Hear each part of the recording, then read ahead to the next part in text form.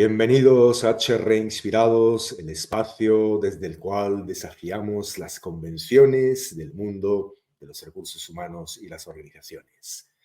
Cada semana, junto con mi compañero Diego, vamos a estar presentando las últimas noticias, las tendencias del mundo de las organizaciones y también vamos a tener un invitado muy especial que nos va a ayudar a tener un punto de vista diferente de todo el ámbito de las organizaciones y los recursos humanos. Buenos días, Diego. Buenos días, Samer, y buenos días a toda la audiencia. Es un placer volver a estar en este segundo podcast, comenzando con estos temas que nos animan a pensar de otra manera, nos animan a romper con nuestros hábitos y estructuras diarias y a, ¿por qué no?, a plantearnos un nuevo camino, un nuevo desafío dentro del mundo de los recursos humanos. En el último episodio que tuvimos, estuvimos analizando, internándonos en el mundo de las empresas y de los equipos autogestionados. Una tendencia que ha ido creciendo en los últimos años en todo el mundo, especialmente en las organizaciones más avanzadas.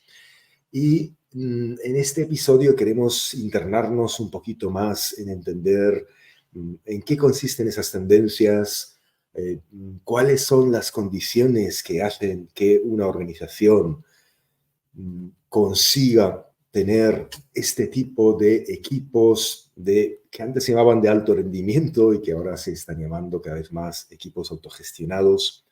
¿Qué hace que los equipos se comporten de esta forma y qué hace que las propias organizaciones tengan un entorno que favorezcan este tipo de funcionamiento de los equipos y de las organizaciones? Diego, venimos de un entorno tradicional donde las empresas de alguna forma querían compaginar el incentivar que la gente colaborase entre sí, pero también compitiese entre ellos, ¿verdad? Exacto, al principio la necesidad era de colaborar, se refería fundamentalmente a eso, ¿no? A la necesidad de obedecer instrucciones de una cadena de mando de forma coordinada con otros, ¿no? Pero hoy, yo creo que viene una corriente bastante importante de hace ya varios años, la sociedad del conocimiento, el desarrollo, las personas, el día a día, vamos cambiando nuestras necesidades, nuestros hábitos y esa obediencia de vida se va rompiendo y tenemos un nuevo panorama que hay que saber gestionar.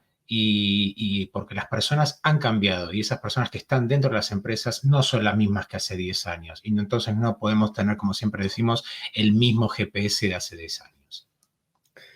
Sí, en un entorno en el que las recetas, porque quizás al principio cuando empezó el sistema industrial, básicamente bastaba con que una organización diseñase una serie de procedimientos, unas recetas, los cuales los empleados de la organización tenían que limitarse a cumplir.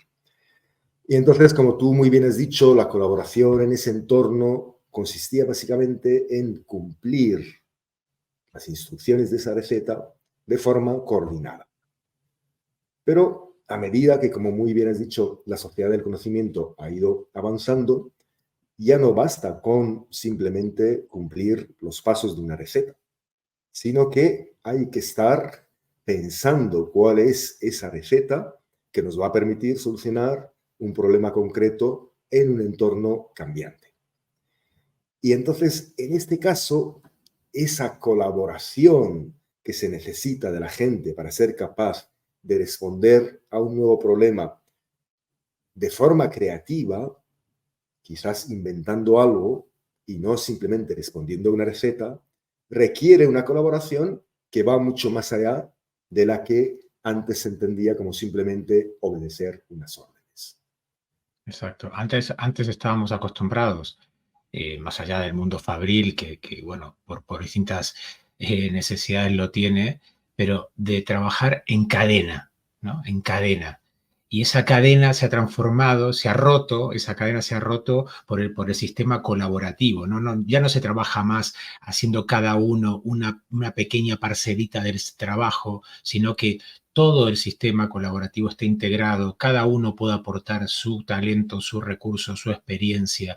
Y eso ha dado un giro al 1000 por 1000 de relevancia dentro del ámbito de los recursos humanos, de la empresa, de la productividad, del engagement, en todo. Pero eso tampoco es tan fácil de lograr, Diego. Es decir, porque ¿cuánto tiempo llevan las organizaciones queriendo eso, queriendo que la gente colabore de forma franca, de forma desinteresada, al servicio de un objetivo global que va más allá de sus propios intereses personales, evitando los conflictos con una comunicación transparente? ¿Y por qué eso ha resultado tan complicado, o sigue resultando en muchas organizaciones tan complicado de conseguir? Sí, porque creo también aquí que siempre exigimos que lo disruptivo sea de la empresa, pero también lo disruptivo tiene que ser de nosotros. Ahí también está el cambio, porque el cambio del hábito también tiene que ser por parte del trabajador, por parte de cada uno de los colaboradores, ¿no? Ya no es el viejo sistema de voy, ficho, doy un orden de cumplimiento de horario y me voy, ¿no? Entonces, hoy el concepto de trabajo necesita más de ti y necesita un cambio también en las personas, no solamente en el sistema y en la empresa, ¿no? Es un conjunto de cosas. Pero fíjate en lo que se refiere al sistema. Cuando tú en una organización estás poniendo a la gente, le pides que colabore entre ellos, pero al mismo tiempo les estás poniendo a competir entre ellos. Compiten por unos puestos más elevados dentro de una estructura jerárquica, compiten por tener una mayor parte quizás de las compensaciones o de las compensaciones variables, compiten por los privilegios a veces ornamentales o de cargos que señalan la importancia relativa de cada uno. Cuando generas ese tipo de competición y de alguna forma tú estás sintiendo que las posibilidades de promoción, de éxito tuyas, dependen de alguna forma de que no les vaya tan bien a aquellos que compiten contigo, difícilmente tú puedes esperar ese tipo de colaboración absolutamente abierta, transparente, cuando tú estás viendo a esos supuestos colaboradores tuyos como también competidores. ¿No te parece, Diego? Sí, yo creo que también estoy totalmente de acuerdo, pero también es cómo se implantan las reglas del juego, ¿no? O sea, si ante reglas del juego transparentes, ante una evaluación transparente, si yo un juego lo hago transparente y dando la posibilidad realmente a todo el mundo, yo creo que, bueno, somos seres humanos, evidentemente, y hay cosas que en el mismo proceso vamos a toparnos con nuestros propios egoísmos, nuestras propias contradicciones, etcétera, ¿no? Pero lo que primero tenemos que implementar es normas sanas, una competición muy transparente, coherente, que eso es lo difícil, ¿no? Porque los intereses dentro de una esfera comercial, una estructura de trabajo, a veces es un poco complejo, ¿no? Porque como bien dices tú, los egos, el poder, todo eso influye muchísimo, por eso tiene que ver mucho con las personas, con nuestra actitud, con nuestros valores y insisto, y cómo planteamos ese juego, cómo planteamos ese reto. Claro, en definitiva, estamos hablando de la cultura organizacional, Exacto. porque esa cultura organizacional basada en determinados principios, en unos determinados valores, va a propiciar, incentivar unos determinados comportamientos o no. Tú has dicho muy bien, y yo creo que estamos de acuerdo, casi todos los que estamos analizando, explorando nuevas formas de gestión organizacional, en que la transparencia es un elemento fundamental para que se pueda propiciar ese tipo de ambiente. Pero esa transparencia es difícil lograrla cuando la organización se basa en un modelo jerárquico de competición entre los individuos, porque lógicamente va a tender a producirse una serie de juegos de poder en los que no es todos ganamos, no es un juego de suma cero, sino que unos ganan a costa de los otros. De Sí, va tal a llegar un forma, momento, llega un momento en que se produce una ruptura por más que el sistema esté, como decía antes, muy bien implementado, pero como bien dices tú, llega un momento en que hay esa ruptura. claro, claro. Es decir, a lo mejor a mí no me interesa compartir mis aprendizajes contigo si tú eres un competidor mío. Es decir, de alguna forma, esa transparencia que estamos hablando es muy difícil de lograr cuando tú sientes que aquellas personas con las que debes ser transparentes están compitiendo contigo por una determinada trayectoria profesional, unos determinados incentivos económicos. Entonces, hay unos requerimientos de decir, bueno, ¿qué puede producir que se produzca esa transparencia, ese clima de transparencia absoluta entre los miembros de una organización, entre los miembros de un equipo? ¿Qué lo favorece y qué va a tender, por el contrario, a impedir que se produzca esa transparencia? Es la pregunta del millón. Y aquí donde abrimos el realmente, como se dice, ¿no? El verdadero melón. Yo creo que ha dado, por eso se ha producido ese silencio, porque yo creo que es el mismo silencio que el espectador o el oyente tiene al escuchar tu pregunta, pero que es así, es el verdadero kit de la cuestión, ¿no? Cómo resolver este punto y cómo llevarlo a la práctica con efectividad, ¿no? Creo que ahí quizás enlazamos con lo que es la cultura del respeto entre una organización, es decir, y cuáles son las reglas del juego, ¿no? Es decir, no sé si tú lo ves igual, pero difícilmente puede haber transparencia sin respeto, ¿no? Es decir, en el momento en que se traspasa unos determinados límites de protocolo, de respeto, de amabilidad, ¿no? Dentro de las relaciones, dentro de una organización, de un equipo, eso es difícilmente compatible con la transparencia. Es decir, unas cosas van relacionadas con las otras y al final, ¿en qué se relacionan todas esas cosas? Es decir, cuando hablamos de transparencia, cuando hablamos de coherencia, de honestidad, ¿qué tienen que ver unas cosas con otras? Sí, está absolutamente relacionado, ¿no? La coherencia, la transparencia son las bases fundamentales de algo que en definitiva estamos construyendo nosotros. Nosotros, todos los equipos que construimos, toda la empresa, la construimos nosotros. Se supone que estamos haciendo a imagen y semejanza, más allá de luego ver si queremos una empresa horizontal, con reminiscencias horizontales o vertical y como hasta ahora. Estamos construyendo nuestro equipo, nuestra gente a imagen y semejanza nuestra. Tenemos que lograr tener eso que dices tú, ¿no? Esa ejemplaridad, esos valores, porque lo estamos creando como nosotros somos, a imagen y semejanza nuestra. Eso es muy importante tenerlo en cuenta. Las cosas no suceden porque sí. En este episodio de hoy, Diego, vamos a tener el placer y el honor de contar con una persona que nos va a hablar de cómo, de algunas metodologías que nos van a permitir conseguir tanto equipos naturales de alto rendimiento como también equipos interdisciplinares o incluso de diferentes compañías, lo que son equipos entre pares, que realmente pueden conseguir potenciar las capacidades de cada uno de los miembros que participan en estos grupos, especialmente en estos círculos, de una forma muy especial.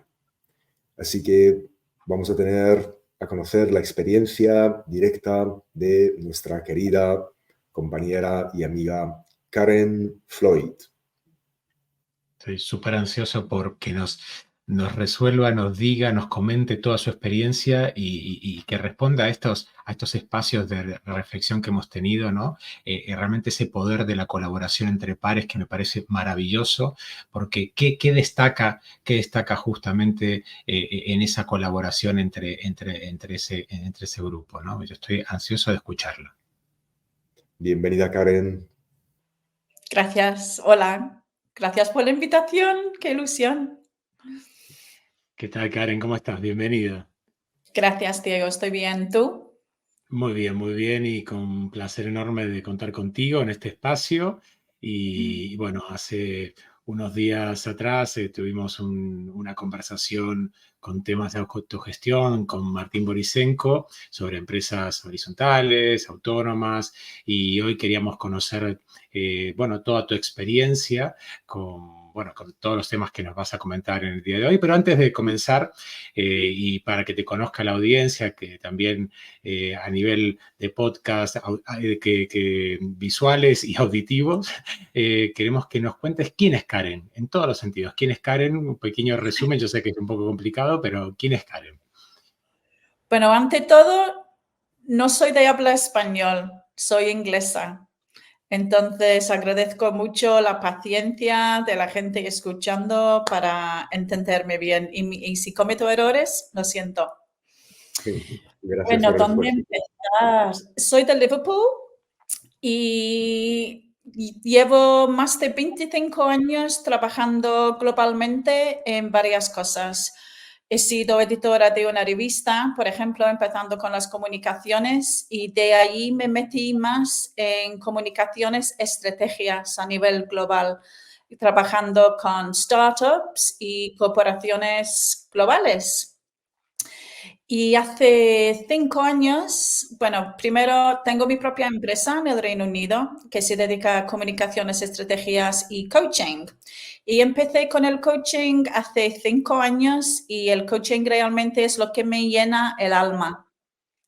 Y trabajo con individuales y luego con grupos y con equipos.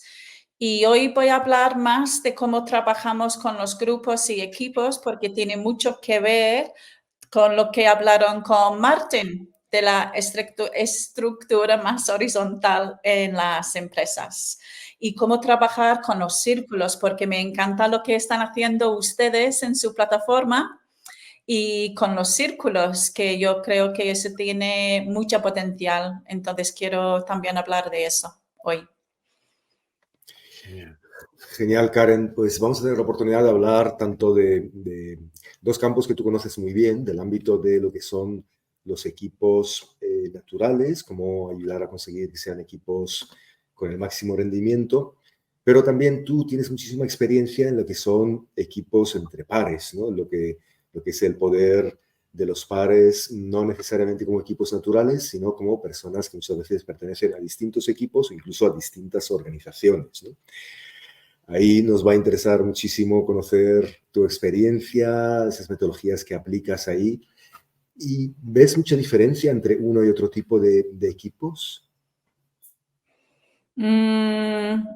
¿Hablas de equipos o grupos? Grupos, claro, están los equipos naturales dentro de la empresa, por ejemplo, el equipo de la gente del departamento de marketing, pero luego Sí. también organizaciones, digamos, donde se reúnen, por ejemplo, CEOs de distintas empresas para darse apoyo. Son diferentes tipos de grupos, ¿no? Sí, exacto. Bueno, referente al coaching de equipos y grupos, el coaching que hago yo se llama Peer Innovation, que es una mezcla de dos palabras: peer, pares, y innovation, innovación. Innovación de pares, que puede ser tanto como en grupo o en equipo, equipo de multifuncionario o equipo solo de marketing o financiero o lo que sea. La estructura es igual y este tipo de coaching, Peer Innovation, está basado en investigación durante 10 años de los grupos de pares de CIO, como el modelo Vistage, por ejemplo. Uh-huh. Y lo que veo es que la gente no sabe qué esperar con este tipo de coaching. Y es como entrar y empezar con un equipo desde cero, como si no se conocieran. Porque primero, ante todo, lo que veo es que hay una falta de seguridad psicológica. Y una vez que un equipo, una empresa, puede conseguir un buen nivel de seguridad psicológica, todo lo demás fluye mucho mejor, como la comunicación, los resultados, expectativas de cada uno. Entonces, eso es la base fundamental y para mí también es la base fundamental de una estructura más horizontal, porque sin la seguridad psicológica, ¿qué hay? ¿No? ¿Y tú qué crees? ¿A qué se debe, según tu experiencia, esa falta de seguridad psicológica? En muchos casos se debe a la estructura muy hierárquica, donde las personas tienen miedo de hablar con el CEO. Por ejemplo, yo conozco a CEOs que tienen equipos de miles de personas y me han comentado que lo que quieren más es que sus empleados se acercan hacia ellos. Y los empleados me comunican que lo quieren hacer, pero que tienen mucho miedo. Entonces, hay como una gran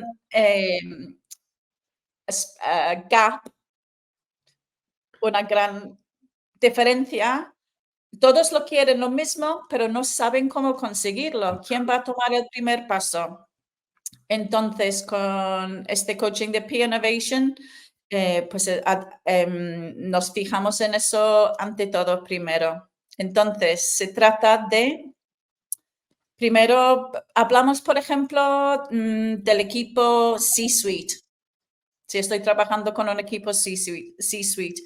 Incluso en este equipo, la comunicación puede ser muy inefectiva, para ponerlo así. Entonces empezamos con entrevistas. Sería una entrevista con el CEO para preguntarle qué opina él, qué va bien, qué no va bien, qué le gustaría conseguir, qué problemas hay, etc. Y luego entrevistas con cada persona del C-Suite. ¿Qué opinan del CEO y su estilo de liderazgo?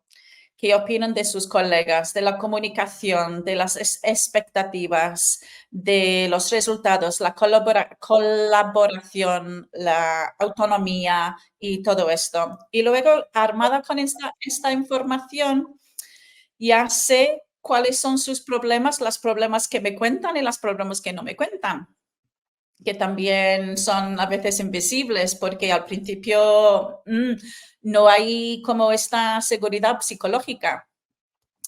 Entonces, armada con esta información, ya tengo una idea de cómo tiene que ser el taller que vamos a hacer juntos. Y la primera cosa que hacemos es, estamos en un círculo, nos sentamos en un círculo. Y eso para mí es fundamental, porque primero rompe la barrera a la persona encargada. Estamos todos iguales en un círculo. Y yo adopto cositas de mi aprendizaje espiritual, de donde si estamos en un círculo, pues cada persona tiene la palabra y cuando tiene algo en la mano, que podría ser, por ejemplo, tengo un bolígrafo ahora mismo, la persona que tiene el bolígrafo en la mano es la persona que tiene derecho de hablar y nadie puede interrumpir.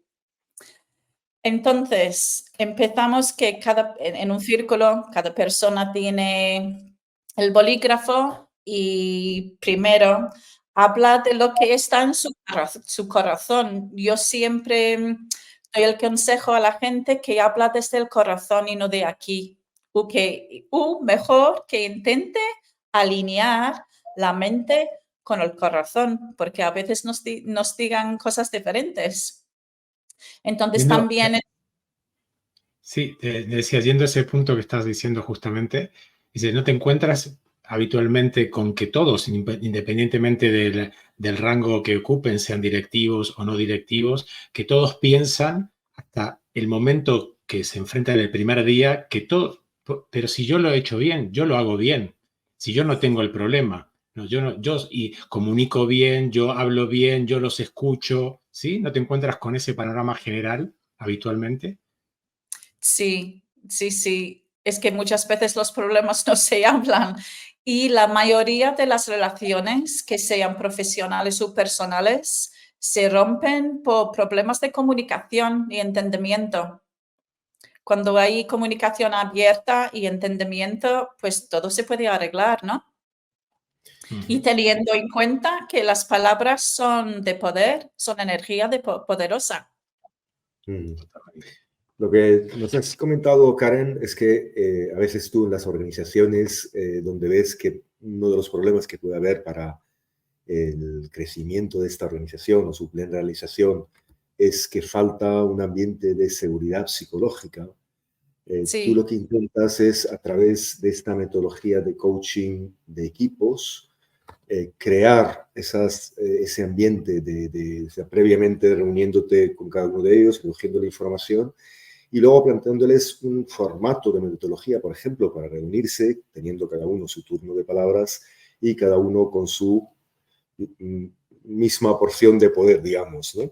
Entonces, Sí. de alguna forma, esta metodología que tú planteas va a ayudar a que se cambien las circunstancias del entorno y se cree otro tipo de seguridad psicológica. ¿Es así? Exacto, sí, es así.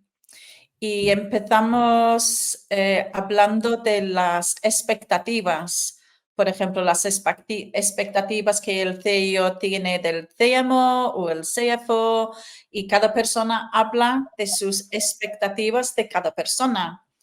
Y una vez que todo esto lo tiene muy claro, pasamos a hablar del estilo de liderazgo que necesita la organización hoy en día y mirando al futuro. Y teniendo una conversación simpática y abierta para ver dónde falta el líder de esta empresa, qué le falta para llegar a donde la gente dice que tiene que estar. Luego, hablando de las responsabilidades de cada persona y su equipo, en inglés lo decimos responsibility and accountability, pero en castellano es la misma palabra, responsabilidad y responsabilidad, ¿no? Sí, es asumir la responsabilidad de lo que haces.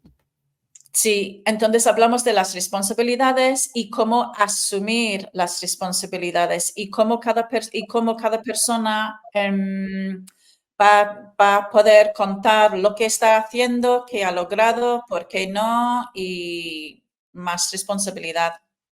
Y luego, idea de qué quieren lograr y cómo va a ser el éxito, cómo lo van a reconocer y cómo lo van a celebrar. Y cuánto tiempo van a ir revisando todo esto que están haciendo en ese coaching. Cada rato, por ejemplo, cada 3 meses, 2 veces al año, para ver cómo van avanzando las cosas y mejorando.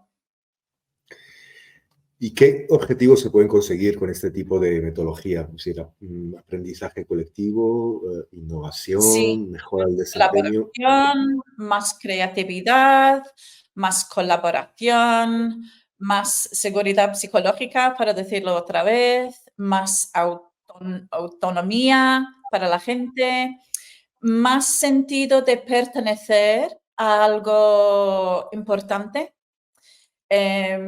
Tener muy claro cómo alinear los valores de cada individual con los valores de la organización, y la importancia de la contribución de cada persona y el éxito colectivo e individual, y mejor comunicación y, sobre todo, más productividad, más innovación, más creatividad, que ya dije, y mejores resultados. Y gente feliz. Importantísimo. ¿Y cuáles son los mayores obstáculos que has observado durante todo ese proceso? Buena pregunta. Yo creo que es el miedo de comenzar, el miedo de... Es que hay mucha gente que se siente que si no lo sabe todo, si no tiene todas las respuestas, pues está fallando.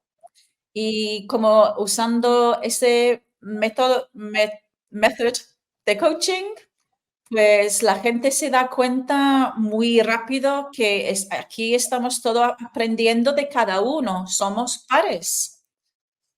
Entonces, es bueno que no somos exactamente iguales, que no tenemos el mismo conocimiento y eso se celebra. Y también se dan cuenta rápidamente que todas las ideas son bienvenidas. Y aquí si cometemos errores, pues vamos a aprender de algo. Y un ejemplo que siempre uso es un ejemplo de Google, que trabajo con gente de Google. Y cuando me dicen, ay, sí, pero no quiero fallar, no quiero cometer errores, yo siempre digo, ¿cuánto dinero gasta Google cada año en cosas que fracasan? Proyectos, inversiones, tecnología, es mucho dinero y no pasa nada. Lo toman como un aprendizaje y una inversión y así cada persona lo tiene que tomar también. Entonces tienen que tener la comodidad y confidence de probar las cosas, de aprender. Y hay un dicho en Silicon Valley que es fail fast, fail forward, que significa fracasar rápido y aprender aún más rápido. Y así se avanza.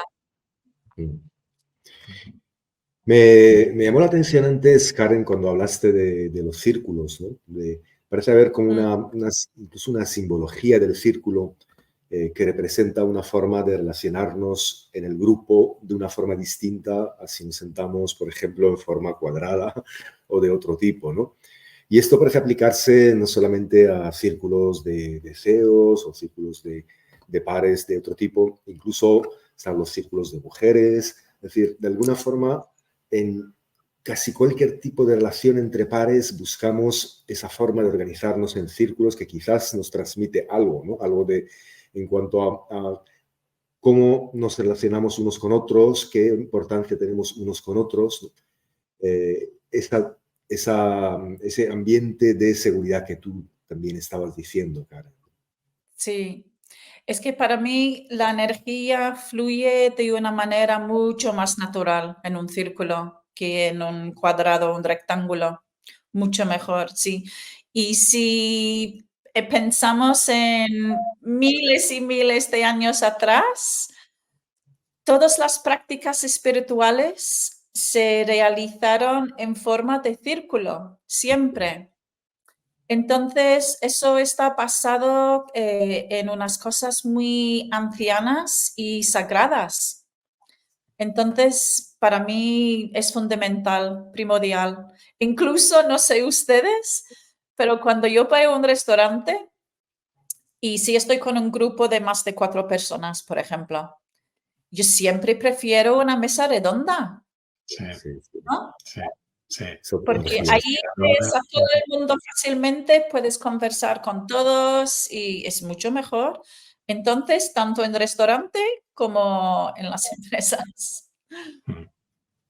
Sí, es verdad.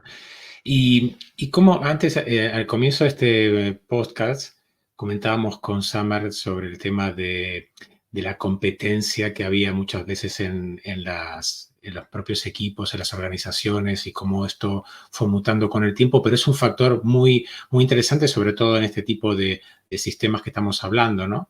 Y ¿cómo crees tú que se logra equilibrar efectivamente esa necesidad de competencia interna cuando hablamos de colaboración o cuando hablamos justamente de esa energía que estás hablando tú, ¿no? ¿Cómo crees tú que se podría llegar a equilibrar eso?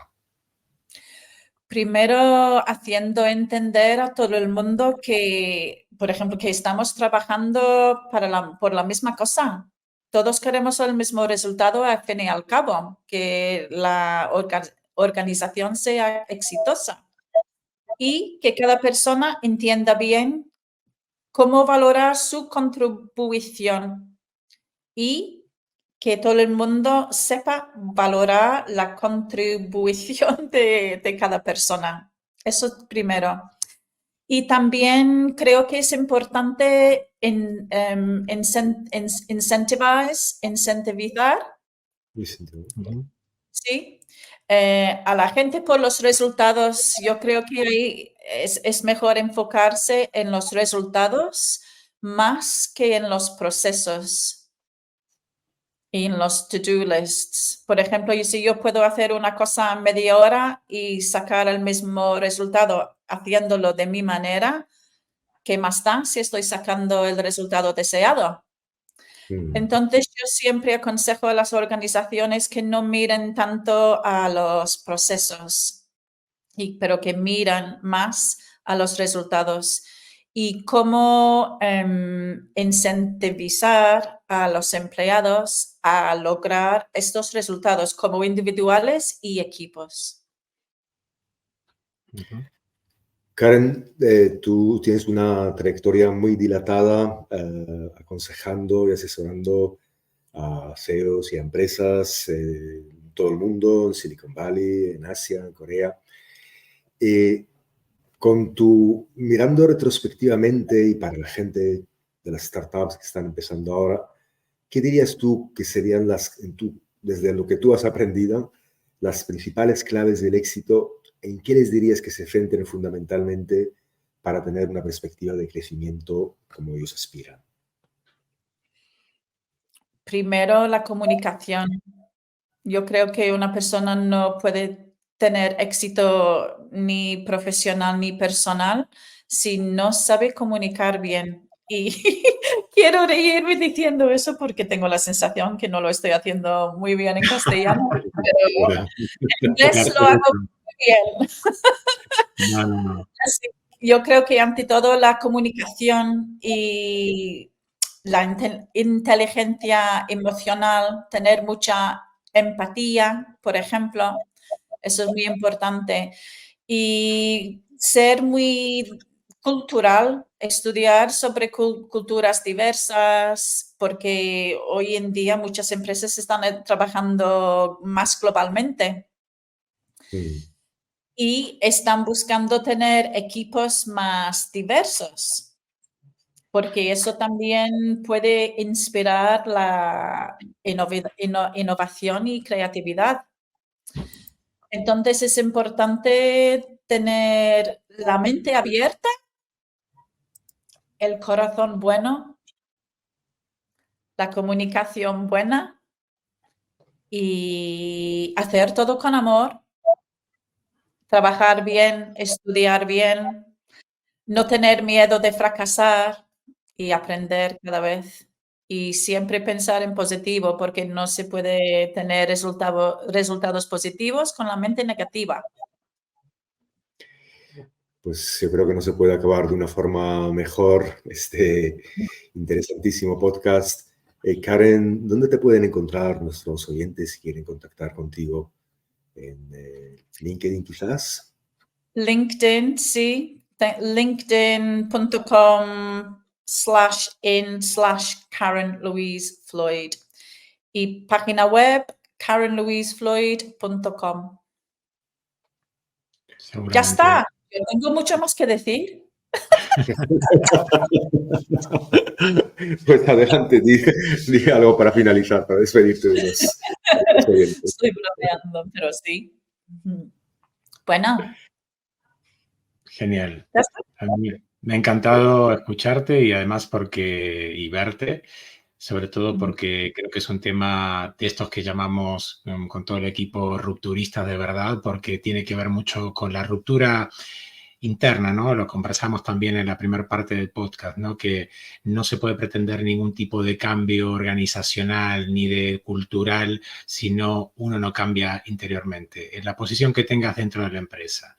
Entonces, tú lo que has dicho creo que apoya, entiendo yo, esa teoría en la cual creo y participo mucho. Sí. Y además así dejamos a la gente con ganas de más, de escucharte más. A ver. Pues muchísimas gracias, Karen. Gracias a todos. Sí, mucha suerte con sus círculos.